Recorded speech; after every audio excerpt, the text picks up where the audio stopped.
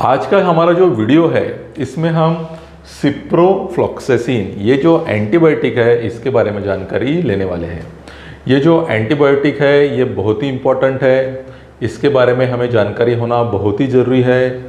और अगर आप स्टूडेंट है तो ये जो एंटीबायोटिक है इस पर बहुत बार एग्ज़ाम में क्वेश्चन पूछा जाता है। तो दोस्तों आज का जो वीडियो है ये आप आखिर तक ज़रूर देखिए और ये चैनल पे अगर आप पहली बार आए हैं तो इसे ज़रूर सब्सक्राइब कर लीजिए। नमस्ते दोस्तों, फंडा क्लिनिकल में आपका हार्दिक स्वागत है। मैं हूँ डॉक्टर सौरभ और चलिए आज का टॉपिक हम शुरू करते हैं। तो दोस्तों ये जो सिप्रोफ्लॉक्सेसिन है ये एक फ्लूरोक्विनोलोन है। फ्लूरोक्विनोलोन ग्रुप का ये ड्रग है। अब फ्लूरोक्विनोलोन मतलब क्या, तो यहाँ पे आप देख रहे हैं कि ये जो पूरा स्ट्रक्चर है इसे कहते हैं क्विनोलोन। और क्विनोलोन ग्रुप का जो ड्रग है वो है नैलिडिक्सिक एसिड। अब ये जो स्ट्रक्चर है इस पे जब फ्लोराइड जुड़ जाता है तो ये बन जाता है फ्लूरोक्विनोलोन। और ये फ्लूरोक्विनोलोन ग्रुप का जो ड्रग है वो है सिप्रोफ्लॉक्सेसिन, जो आज हम पढ़ने वाले हैं। और ये जो सिप्रोफ्लॉक्सेसिन है ये फ्लूरोक्विनोलोन में का फर्स्ट जनरेशन ड्रग है। अब फ्लूरोक्विनोलोन्स जो है इसके दो जनरेशन्स है, first generation and second generation. तो फर्स्ट जनरेशन में का जो ड्रग है वो है सिप्रोफ्लॉक्सेसिन।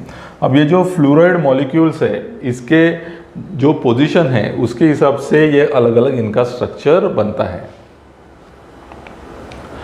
अब जब हम इसका मैकेनिज्म ऑफ एक्शन देखते हैं तो ये जो ड्रग है ये जब ग्राम निगेटिव ऑर्गेनिजम्स में एक्ट करता है तो ये डीएनए गायरेज ये जो एंजाइम है इसे इनहिबिट करता है। और जब ये ग्राम पॉजिटिव ऑर्गेनिजम्स पे काम करता है तो ये टोपो आइसोमरेज 4 ये एक एंजाइम रहता है, इसे इनहिबिट करता है। अब ये जो दोनों एंजाइम्स है ये अल्टीमेटली डीएनए रेप्लिकेशन में काम में आते हैं। तो जब ये एंजाइम इनहिबिट हो जाएंगे तो डीएनए रेप्लिकेशन जो है ये जो प्रोसीजर है इसमें बाधा आ जाएगी और अल्टीमेटली फिर सेल डेथ हो जाएगा। तो इस प्रकार ये जो एंटीबायोटिक है ये डीएनए सिंथेसिस को इनहिबिट करता है। अब इसका हम स्पेक्ट्रम ऑफ एक्शन अगर देखेंगे, स्पेक्ट्रम ऑफ एक्शन मतलब कौन से बैक्टीरिया के ग्रुप्स पे ये एक्ट करता है, तो वैसे देखा जाए तो ये ब्रॉड रेंज ऑफ बैक्टीरिया पे एक्ट करता है, मतलब बहुत सारे अलग अलग बैक्टीरिया पे एक्ट करता है। लेकिन इसका जो स्पेसिफिक एक्शन है वो होता है एरोबिक ग्राम निगेटिव बैसिलाई। अब एरोबिक ग्राम निगेटिव बैसिलाई मतलब कौन से, उसमें आते हैं एंटेरोबैक्टीरियासी और नाइजीरिया। तो ऐसे कौन से बैक्टीरिया है, E coli, Klebsiella pneumoniae, Enterobacter, Neisseria gonorrhoeae, Neisseria meningitidis और एच इन्फ्लुएंजा। तो ये जो है ये मेन बैक्टीरिया है जिसपे सिप्रोफ्लॉक्सेसिन जो है वो बहुत अच्छा काम करता है। इसके सिवाय ये भी कुछ और बैक्टीरिया है, इस पे भी इसकी जो एक्शन है वो बहुत अच्छी होती है। लेकिन जो ग्राम पॉजिटिव बैक्टीरिया है इनमें ये जो एंटीबायोटिक है ये इतना इफेक्टिव नहीं रहता है। और जो एनारोबिक बैक्टीरिया है, ये जो एनारोबिक बैक्टीरिया है इस पे ये ड्रग का कोई भी इफेक्ट नहीं होता है।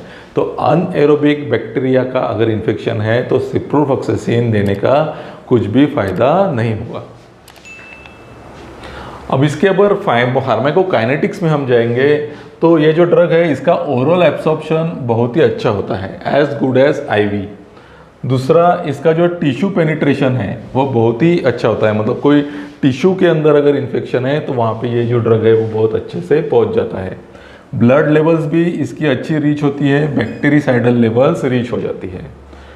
लेकिन इसका जो सीएनएस में जो पेनिट्रेशन है वो कम है, मतलब ब्रेन और उसके रिलेटेड जो इन्फेक्शंस है उसमें ये ड्रग अच्छा काम नहीं करता है। प्राइमरीली ये यूरिन में एक्सक्रीट होता है और यूरिन में इसका जो कॉन्सेंट्रेशन है वो बहुत ज़्यादा रहता है, मतलब ब्लड के कॉन्सेंट्रेशन के कंपैरिजन में 10 to 50 टाइम्स इसका कॉन्सेंट्रेशन ज़्यादा रहता है। इसका अर्थ ये है कि यूरिनरी ट्रैक्ट इन्फेक्शन में ये ड्रग बहुत अच्छा इफेक्ट देता है। अब अगर साइड इफ़ेक्ट्स में हम जाएंगे तो ये जो ड्रग है ये बहुत सालों से यूज़ किया जाता है और इसका जो सेफ्टी रिकॉर्ड है वो बहुत ही अच्छा है। लेकिन इसके कुछ साइड इफ़ेक्ट्स है। तो कॉमनली जो साइड इफ़ेक्ट्स देखे जाते हैं वो रहते हैं गैस्ट्रोइंटेस्टिनल, मतलब नौशिया हो सकता है, वोमिटिंग, बैड टेस्ट, एनोरेक्सिया, ऐसे बहुत सारे साइड इफ़ेक्ट्स हो सकते हैं। लेकिन क्योंकि ये जो ड्रग है ये हमारे गट के जो एनारोब्स है इस पर कुछ इफ़ेक्ट नहीं डालता है, इसलिए डायरिया जो है ये इसमें ज़्यादा नहीं दिखता है। जब भी हम कोई भी एंटीबायोटिक पेशेंट को देते हैं तो उनमें डायरिया होने के चांसेस बहुत ज़्यादा रहते हैं, लेकिन कंपैरेटिवली सिप्रोफ्लॉक्सासिन में वो प्रॉब्लम नहीं है। फिर स्किन और हाइपर सेंसिटिविटी, मतलब एलर्जिक रिएक्शंस भी हो सकती है, जैसे रैश आ सकती है, खुजली आ सकती है, फोटो सेंसिटिविटी हो सकती है, अर्टिकारिया हो सकता है और स्वेलिंग ऑफ लिप्स भी हो सकता है। फिर जो इम्पोर्टेंट इसके जो साइड इफ़ेक्ट्स है वो रहते हैं सीएनएस साइड इफ़ेक्ट्स। सीएनएस के रिलेटेड क्या हो सकता है? डिजीनेस, हेडेक हो सकता है, सिर दर्द हो सकता है, पेशेंट रेस्टलेस हो सकता है, उसको एंजाइटी हो सकती है, इंसोम्निया मतलब नींद नहीं आ सकती है।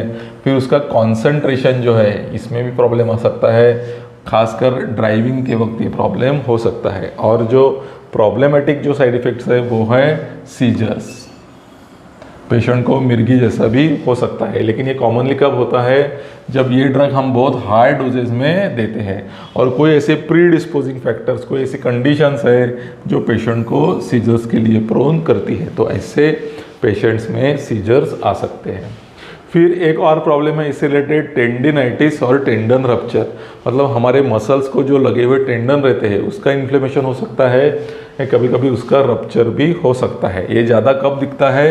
ये ओल्ड पेशेंट्स में दिखता है, जो 60 ईयर्स के ऊपर है उनमें ये ज़्यादा दिखता है। और ऐसे पेशेंट जो कॉर्टिकोस्टेरॉइड्स ले रहे हैं उसमें ये जो साइड इफ़ेक्ट है ये दिख सकता है। और साथ में ही जब हम बच्चों को ये ड्रग देते हैं तो कार्टिलेज डैमेज होने की चांसेस रहते हैं। अब जो कार्टिलेज है उसका इम्पोर्टेंस ऐसा है कि जो बच्चे हैं उनकी ग्रोइंग एज रहती है, तो उसमें ये जो कार्टिलेज है इसका बहुत ही इम्पोर्टेंस रहता है। तो जब हम बच्चों में देंगे तो इसका ध्यान हमें रखना है। और दूसरा सिप्रोफ्लॉक्सासिन जो है और इन जनरल जो फ्लूरोकिनोलोन्स जो है वो प्रेगनेंसी में कॉन्ट्राइंडिकेटेड है। प्रेगनेंसी के पेशेंट्स में ये ड्रग हम नहीं यूज़ करते। फिर अभी इंटरैक्शंस, ये जो ड्रग है इसके दूसरे ड्रग के साथ देने से क्या प्रॉब्लम हो सकते हैं? तो जो वारफेरिन है ये क्या है? ये एंटीकोआगुलेंट ड्रग है। इसका जो कॉन्सेंट्रेशन है ब्लड में वो इंक्रीज हो सकता है, क्योंकि सिप्रोफ्लॉक्सिन क्या करता है कि इसके इनहिबिशन, इसका जो मेटाबॉलिज्म है इसे इनहिबिट करता है। तो मेटाबॉलिज्म अगर इनहिबिट हो गया तो वारफेरिन का कॉन्सेंट्रेशन बढ़ जाएगा और उसका फिर साइड इफेक्ट क्या होगा कि पेशेंट को ब्लीडिंग हो सकता है। फिर जो थियोफाइलिन, ये जो ड्रग है थियोफाइलिन, ये हम रेस्पिरेटरी डिजीज में यूज़ करते हैं। तो जब थियोफाइलिन हम यूज़ करते हैं तो सीएनएस टॉक्सिसिटी होने के चांसेस बढ़ जाते हैं। फिर उसी प्रकार जब NSAIDs, ये पेन के लिए ड्रग्स हम यूज़ करते हैं, non steroidal anti inflammatory drugs, इनके साथ यूज़ करने से भी सीएनएस टॉक्सिसिटी बढ़ सकती है और पेशेंट को सीजर्स आ सकते हैं। और आखिरी में जो एंटासिड ड्रग्स है या सुक्राल्फेट है या आयरन के जो प्रिपरेशंस है, इनके साथ अगर हम ये जो ड्रग देंगे तो ये इसका एब्सॉर्प्शन जो है हमारे स्टमक में से या गट में से वो एब्सॉर्प्शन कम होने के चांसेस रहते हैं। तो ये कुछ इम्पोर्टेंट इंटरैक्शंस है सिप्रोफ्लॉक्सासिन के। फिर अब ये ड्रग मार्केट में अवेलेबल कैसे रहता है? तो एज अ टैबलेट फॉर्म ये अवेलेबल रहता है। 500 मिलीग्राम की टैबलेट रहती है या फिर 250 मिलीग्राम की टैबलेट भी रहती है और 750 मिलीग्राम की टैबलेट भी रहती है। तो इस प्रकार ये टैबलेट फॉर्म में अवेलेबल रहता है जो हमें फिर ओरल देना पड़ता है। और इस सिप्रोफ्लॉक्सासिन जो है ये ओरल सस्पेंशन में भी अवेलेबल रहता है। ये हम खासकर बच्चों में यूज़ करते हैं।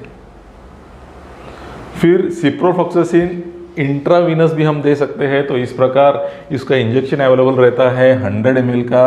तो इसमें 1 ml में 2 मिलीग्राम रहता है, मतलब ये जो टोटल है ये 200 मिलीग्राम ये एक जो सलाइन है इसमें रहता है। फिर सिप्रोफ्लॉक्सासिन एज आई और ईयर ड्रॉप्स भी अवेलेबल रहता है। अब इम्पोर्टेंट हम टॉपिक पे आ रहे हैं कि ये जो ड्रग है इसकी यूजेस क्या है। तो यूजेस देखने से पहले ये कुछ इम्पोर्टेंट पॉइंट्स है, जैसे ब्रॉड रेंज ऑफ इन्फेक्शन में ये काम में आता है, मतलब बहुत सारी इन्फेक्शंस में ये ड्रग हम यूज़ कर सकते हैं। और ये जो ड्रग है ये जनरली हम एम्पिरिकल थेरेपी के लिए यूज़ करते हैं। अब जो एम्पिरिकल थेरेपी है इसके रिलेटेड भी मैंने एक वीडियो बनाया है, जिसका लिंक आपको यहाँ पे क्लिक करके मिल जाएगा या फिर आपको डिस्क्रिप्शन में भी मिल जाएगा। तो एम्पिरिकल थेरेपी के लिए ये ड्रग ज़्यादा प्रीफर क्यों किया जाता है, क्योंकि इसका जो स्पेक्ट्रम है ये बहुत वाइड है, मतलब बहुत सारे बैक्टीरिया को ये कवर करता है। इसकी ओरल एफिकेसी भी बहुत अच्छी है, मतलब ओरली भी हम पेशेंट को दे सकते हैं, और टॉलरेबिलिटी भी अच्छी है, इसके साइड इफ़ेक्ट्स भी इतने ज़्यादा नहीं है। इसलिए एम्पिरिकल थेरेपी करके ये जो ड्रग है ये बहुत अच्छा काम करता है। फिर इम्पॉर्टेंट चीज़ ये है कि जहाँ पे ग्राम पॉजिटिव इन्फेक्शंस है या फिर एनोरोब्स है वहाँ पे ये ड्रग इतना इफ़ेक्टिव नहीं है। एनोरोब्स में तो कुछ भी इफ़ेक्टिव नहीं है।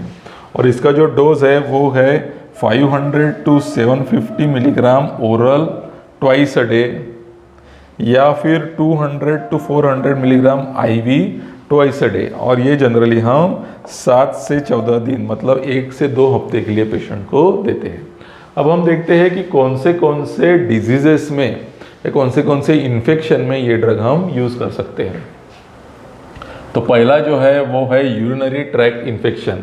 मैंने आपको पहले ही बोला था कि ये जो ड्रग है इसका यूरिन में कॉन्सेंट्रेशन बहुत अच्छा रहता है, इसलिए ये जो ड्रग है अब जब हम UTM यूज़ करते हैं तो इसके हाई क्योर रेट्स है, मतलब पेशेंट बहुत अच्छा जल्दी ठीक हो जाता है। और जो कॉम्प्लिकेटेड केसेस है इसमें भी इसका बहुत अच्छा इफेक्ट आता है। फिर जो सेक्सुअली ट्रांसमिटेड डिसीजेस है जैसे गोनोरिया या फिर शैंक्रोइड, इसमें भी हम ये ड्रग यूज़ कर सकते हैं, लेकिन ये इसमें सेकंड लाइन ड्रग है। जो प्रीफर्ड ड्रग है इसमें वो है सेफ्ट्रैक्सोन। फिर जो बैक्टीरियल गैस्ट्रोएंटेराइटिस है इसमें भी ये ड्रग मोस्ट कॉमनली यूज होता है एज एन एम्पेरिकल थेरेपी। फिर आता है टाइफाइड। तो दोस्तों टाइफाइड में भी मैंने एक वीडियो बनाया है, उसका भी लिंक आपको डिस्क्रिप्शन बॉक्स में मिल जाएगा, या यहाँ पे भी क्लिक करके आप ये वीडियो देख सकते हैं। तो ये जो टाइफाइड है इसमें भी ये ड्रग हम यूज़ करते हैं, लेकिन प्रीफर्ड ड्रग फिर से सेफ्ट्रैक्सोन ही है। लेकिन ये जो सिप्रोफ्लॉक्सासिन है ये हम कैरियर्स जो रहते हैं टाइफाइड के, उनके लिए हम ये ड्रग यूज़ करते हैं। फिर जो बोन्स और जॉइंट डिसीजेस है जैसे ऑस्टियोमाइलिटिस है, इसमें भी हम ये ड्रग यूज़ कर सकते हैं, लेकिन इसकी थेरेपी जो है वो प्रोलॉन्ग रहती है, मतलब बहुत दिनों तक पेशेंट को थेरेपी देनी पड़ती है और हाई डोजेस में ये ट्रीटमेंट हमें करनी पड़ती है।